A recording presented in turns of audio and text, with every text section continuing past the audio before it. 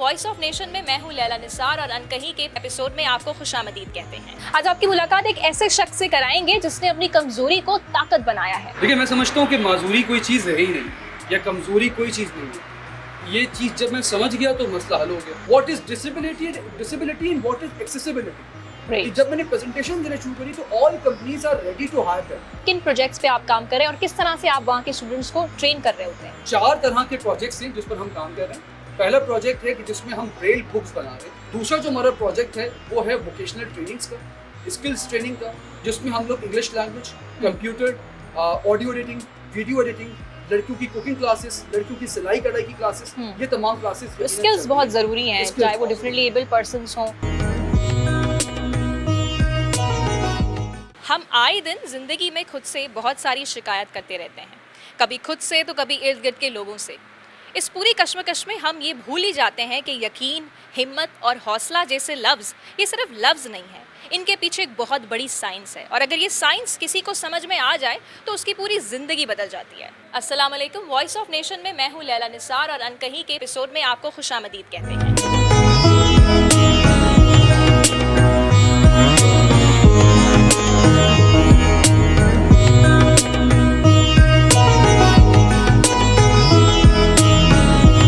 और अभी इस वक्त पीछे आप देख सकते हैं मेरे कि अभी सलमान इलाही साहब एक तकरीब में मसरूफ़ हैं। ये तकरीब बेसिकली एक प्रोग्राम है जिसका आज ओरिएंटेशन है, जिसमें सलमान इलाही साहब ने एक एंटरप्रेन्योरशिप का प्रोग्राम इंट्रोड्यूस किया हुआ है, जिसमें विजुअली इम्पेयर्ड अफराद भी हैं और उसके साथ साथ फिजिकली इम्पेयर्ड अफराद भी शामिल हैं।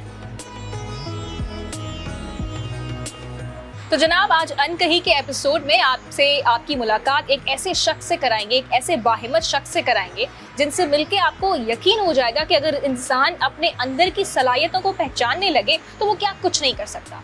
आज आपकी मुलाकात एक ऐसे शख्स से कराएंगे जिसने अपनी कमजोरी को ताकत बनाया है। उनका नाम है सलमान इलाही साहब, जो कि प्रेसिडेंट हैं बिनाई वेलफेयर एसोसिएशन के। और ये तो सिर्फ खाली मैंने आपको एक छोटी सी बात बता दी, उनकी अनगिनत अचीवमेंट्स हैं।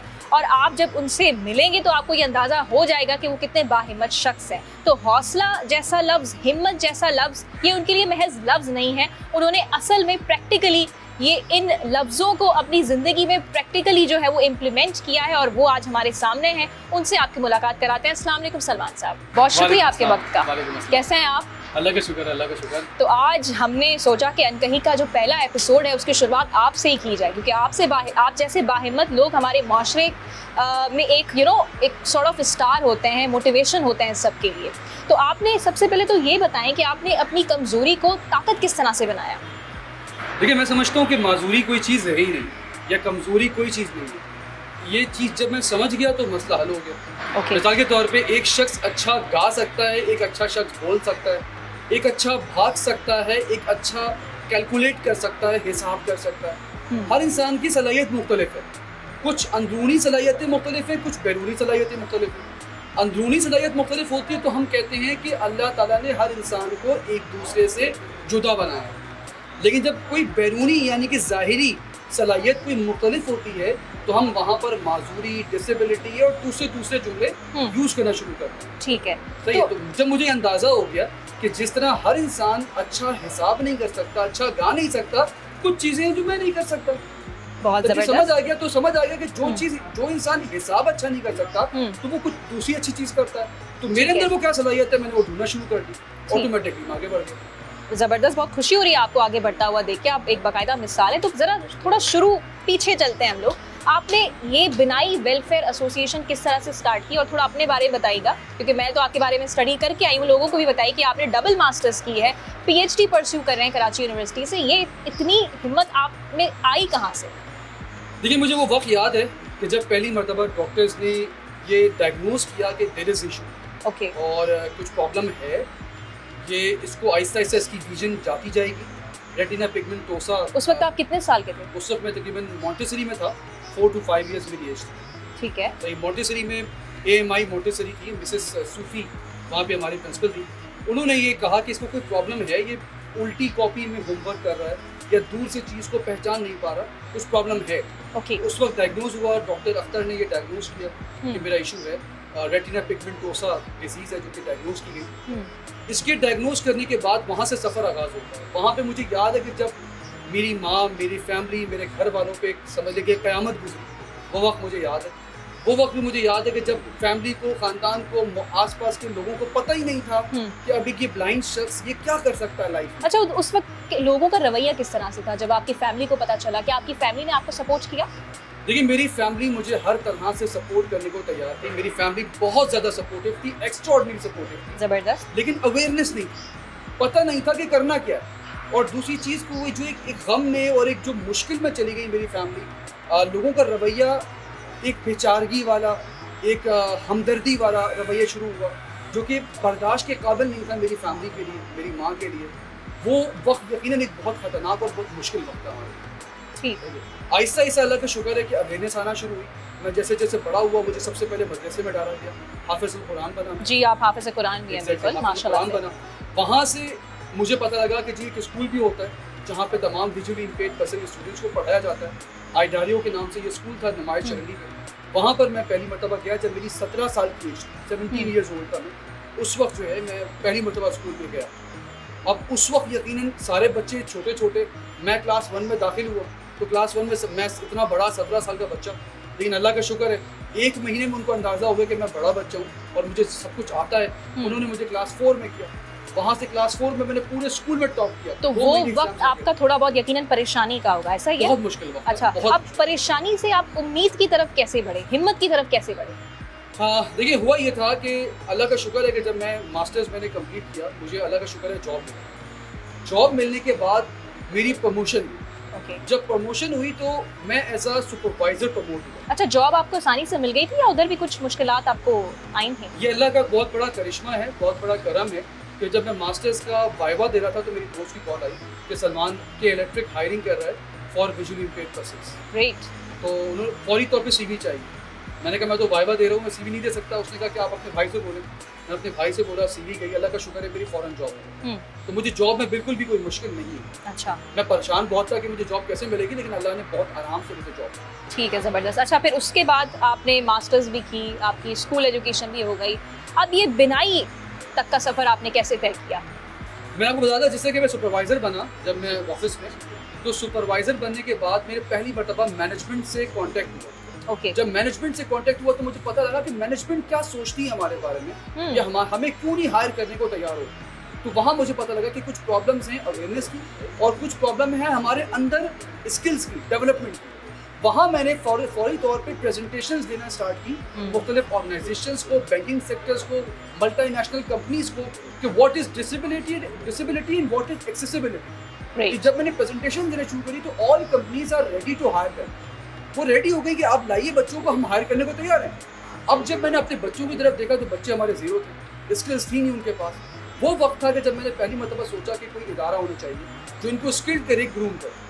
क्योंकि मैं समझता हूँ कि हम माजूर इसलिए हैं कि पूरे पाकिस्तान में कोई स्कूल ही नहीं है जो हमें जो पढ़ाए, हमें एजुकेट करे, और कोई इदारा ऐसा है ही नहीं जो हमें स्किल्ड करे, ग्रूम करे, जिसकी बेस पर हम लोग माजूर हैं। क्या आप समझते हैं कि जब हम स्कूल से आते हैं तो हमारे पास बुक्स ब्रेन में मौजूद नहीं है। एग्जैक्टली। क्या आप समझते हैं कि पाकिस्तान जो है बहैसियत एक मुल्क इस तरह से जो भी हमारे डिफरेंटली एबल्ड पर्सन्स हैं उनकी मदद ठीक से कर रहा है, उनको अपने बाकायदा राइट्स वगैरह दे रहा है? मेरा नहीं ख्याल कि पाकिस्तान के गवर्नमेंट कॉन्स्टिट्यूशन में कोई मसला है। इशू है उस लेवल पे भी अवेयरनेस। मिसाल के तौर पे जब तक हमारी ख़वातीन जो हैं वो असेंबली नहीं पहुंची तो बहुत सारे ऐसे मामला थे जो असेंबली को नहीं बताते कि norms, values, rule, regulation, policies कैसे बनानी है ख़वातीन के लिए। तो यकीनन वहाँ पर थोड़ी सी अवेयरनेस की कमी थी। जब हमारी ख़वातीन पहुंची तो इशू सॉल्व हो गए। एग्जैक्टली इसी तरीके से जब तक हमारे पर्सन विद डिसेबिलिटीज असेंबली तक नहीं पहुंचेंगे, इशूज इतनी आसानी से सॉल्व नहीं होंगे। लेकिन बहुत हद तक पाकिस्तान में कॉन्स्टिट्यूशन में हमारे लिए राइट्स हैं, बिल्कुल हैं। जी हाँ। अच्छा, और ये बताइएगा कि अभी आपकी जो बिनाई वेलफेयर एसोसिएशन है उसके अंदर क्या किन प्रोजेक्ट्स पे आप काम कर रहे हैं और किस तरह से आप वहाँ के स्टूडेंट्स को ट्रेन कर रहे होते हैं? 4 तरह के प्रोजेक्ट्स हैं जिस पर हम काम कर रहे हैं। पहला प्रोजेक्ट है कि जिसमें हम ब्रेल बुक्स बना रहे हैं। ओके। क्योंकि ब्रेल बुक्स पर मुझे बहुत प्रॉब्लम हुई स्कूल में, तो मैं चाहता हूँ कि पूरे सिंध के बच्चों को जो है वो बुक्स मिले। इसमें मैं सबसे पहले काम ही कर रहा हूँ जो सिंध टेक्स्ट बोर्ड की क्लास 1 टू मैट्रिक बुक्स है उनको हम लोग ब्रेल में कन्वर्ट कर रहे हैं। इसमें English, Urdu, social science convert हो चुकी है। अब साइंस और इस्लामियात जो है वो कन्वर्ट की जा रही है। इंक्लूसिव एंटरप्रेन्योर पाकिस्तान ये प्रोजेक्ट का नाम है और ये पाकिस्तान की तारीख में पहली मरतबा एक ऐसा प्रोग्राम हम लोग स्टार्ट करने जा रहे हैं। मैं अगर अपनी बात करता हूँ तो मैं खुद सर्टिफाइड हूँ IBA से, एंटरप्रेन्योरशिप सर्टिफिकेशन डिप्लोमा मैंने वहाँ से किया है। मैंने जब ये डिप्लोमा किया तो मुझे अंदाज़ा हुआ कि बहुत सारे हमारे ऐसे पर्सन विद डिसेबिलिटीज़ मौजूद हैं जिनके माइंड में ये चीज़ मौजूद है कि वो जॉब नहीं बल्कि कारोबार की तरफ जाना चाहते हैं। हमारे पर्सन विद डिसेबिलिटीज़ को आमतौर पे कारोबार से बहुत पीछे रखा जाता है या ये सोचा जाता है, तसव्वुर होता है कि ये लोग शायद कारोबार कर ही नहीं सकते। बहुत सारी मसाइल हैं, ऐसा नहीं है। ये प्रोजेक्ट के सबसे बड़ी बात कि जो इसमें अखराजात हैं वो अखराजात पूरे करना बहुत मुश्किल है। इनको बच्चों को हम घरों से मंगवा रहे हैं, घरों से बुलाते हैं, ट्रांसपोर्ट इनको प्रोवाइड की जा रही है, ट्रांसपोर्ट में बुलाना, इनको यहाँ तक लाना, वापस ले जाना, बहुत सारे मसले मसाइल थे। फिर इसके साथ साथ यकीनन अगर हम बात करते हैं तो हमारे पास ऐसी वैन्स नहीं थी जो फिजिकली इम्पेयर्ड बच्चों को व्हीलचेयर्स के साथ ला सकें। ये एक दूसरा मसला हमारे पास सामने आया। तीसरा, जो हमारे हियरिंग इम्पेयर्ड डेफ बच्चे हैं उनको प्रॉब्लम आ रही थी कि उनकी इंटरप्रेटेटर यहाँ पे मौजूद नहीं है। तो ये कुछ यकीनन प्रॉब्लम्स हमें सामने आ रही थी जो कि जिसके सोल्यूशन आहिस्ता से हम लोग ढूंढ रहे हैं। ये हमारा जो प्रोजेक्ट है ये तकरीबन 6 महीने का प्रोजेक्ट है और 3 स्टेप्स पे। इसमें जो पहला स्टेप है वो हमारे पास वो ये क्लासेस हैं, एक्टिविटीज़ हैं जहाँ पे लेक्चर्स होंगे। इनको बताया जाएगा कि तमाम चीज़ें कि बिज़नेस होता क्या है, एंटरप्रेन्योर क्या होता है, सोशल एंटरप्रेन्योरशिप क्या होती है, एक कमर्शियल एंटरप्रेन्योरशिप क्या होती है, फिर एक मार्केटिंग क्या होती है, डीलिंग कैसे की जाती है कस्टमर से, डिज़ाइनिंग क्या होती है, पैकेजिंग क्या होती है, लीगल रजिस्ट्रेशंस कैसे होती हैं। अच्छा, जॉब के हवाले से जैसे कि आपको भी मुश्किलात का सामना करना पड़ा, उसी तरह से आप जैसे बहुत सारे ऐसे लोग हैं उनको भी इस तरह की मुश्किलात का सामना करना पड़ता है, और उनके बारे में आप क्या कहना चाहेंगे, उनको क्या करना चाहिए? क्योंकि बहुत सारे लोग तो फिर नाउम्मीद भी हो जाते हैं। देखिए, नाउम्मीद इसलिए होते हैं कि यकीनन उनके पास सबसे पहली बात कि प्रॉपर एजुकेशन नहीं है, सही है। तो मैं उनको सिंपल ये मशवरा देता हूँ कि भाई आप सबसे पहले तो कुछ भी करो, एजुकेशन हासिल करो। उसके लिए कुछ भी करना पड़े, 10 लोगों से मिलना पड़े, अपने घर वालों से हेल्प लेना पड़े, लोगों से हेल्प लेना पड़े, लेकिन एजुकेशन आप करें। एजुकेशन कंप्लीट करने के बाद आप हुनर सीखो, स्किल्स अपने आप को स्किल्स हासिल करो, तो ऑटोमेटिकली जॉब मिलना कोई मसला नहीं है। इस वक्त इतनी अवेयरनेस आ चुकी है कि हर इदारा रेडी हो रहा है इन पर्सन विद डिसेबिलिटीज को जॉब करने की। ठीक है, लेकिन अवेयरनेस क्रिएट हो जाए और स्किल्स आ जाए बच्चों को। अच्छा, आप जिस तरह से मुझसे कॉन्वर्जेशन कर रहे हैं मुझे बिल्कुल लग नहीं रहा, बल्कि ऑब्वियसली आप एक वेल सेटल्ड पर्सन, और जो आपका काम है इट इज़ एक्सट्रीमली अप्रिशिएबल। तो अब जब बंदा वेल सेटल्ड हो जाता है, अपना कैरियर वगैरह बना लेता है, तो वो शादी की तरफ आ जाता है। अपनी ज़रा ज़ाती ज़िंदगी के बारे में बताइए कि आपने कब शादी की और जो आपकी वाइफ हैं उनसे आप किस तरह से मिले, बल्कि इनफैक्ट हम अब हमारे जो नाज़रीन हैं आपकी वाइफ से भी उनकी मुलाकात कराएंगे। देखिए, 2 चीज़ें बड़ी इंपॉर्टेंट हैं जो शादी के लिए ज़रूरी होती है। अच्छा, लेकिन आपका जवाब लेने से पहले मुझे आपकी 2 प्यारी बेटियां नजर आ रही हैं, ज़रा उनको भी हम लोग ले लेते हैं। तो जनाब, इस वक्त आपको सलमान अलाई साहब की वाइफ से भी मिलवाते हैं। माशाल्लाह से बहुत खूबसूरत हैं, वो प्यारी हैं, डिसेंट हैं। तो आपका क्या नाम है? उज़मा Ansari sahiba. Uzma sahiba, I am very curious to know, मुझे पता है कि हमारे नाज़रीन भी क्यूरियस हैं ये जानने के लिए कि आप सलमान साहब से कैसे मिले, या सलमान साहब आपसे कैसे मिले, किसने पहले एक दूसरे को? कोऑर्डिनेशन के सलमान जो है एक्चुअली वो काउंसलिंग कहते हैं, and he need some counselling, and one of the friend, mutual friend, वो हमारी वो जो है वो बेस बनी थी हमारे मिलने के लिए। अच्छा, तो फिर पहली मुलाकात कहाँ पे हुई थी आप दोनों की? एग्जैक्टली बहुत स्ट्राइक थी और बहुत स्ट्रिक्ट स्ट्राइक थी, जिसमें सलमान जो है I was standing outside of my office, okay, and he came there Alright. All alone by himself to show me that he is something. He is something, alright. लेकिन मैं आपसे ये भी ज़रूर पूछना चाहूँगी कि सलमान साहब एक बहुत अच्छे इंसान हैं, बाहिम्मत इंसान हैं, तो आपकी फैमिली ने एक्सेप्ट कर लिया सब कुछ जिस तरह से आपका रिलेशन चल रहा था? माशाल्लाह एबिलिटीज इतनी अच्छी हैं, and he is so much from a boys family, तो I think there is nothing to be someone says कि भाई मैं कोई चीज ऐसी कर रही। So you actually fell in love with him, right? This is why you married. That's the thing actually. That's the thing actually. तो अब आप दोनों घर में किस तरह से रहते हैं? अब क्या सलमान साहब आपकी मदद कराते हैं? क्योंकि जिस तरह से मुझे उनकी पर्सनालिटी लग रही है वो यकीन आपका हाथ बटाते होंगे। हाँ बिल्कुल, बहुत ज़्यादा। एक्चुअली असल जो चीज़ है वो ये है कि मुझे कोई भी बच्चों को कोई बात समझानी हो या कोई अवेयरनेस करानी हो बच्चों को, तो always Salman was there to help them, and he makes something a very interesting story for them, and then he teaches them. He's a good father. He is a very Okay. good father. Very good father. More than good for me. चलिए सलमान साहब, आपकी ज़बानी में मैं सुनना चाहूँगी, पहली मुलाकात कैसे रही थी आपकी, और किस तरह से प्रपोज भी तो किया होगा ना आपने?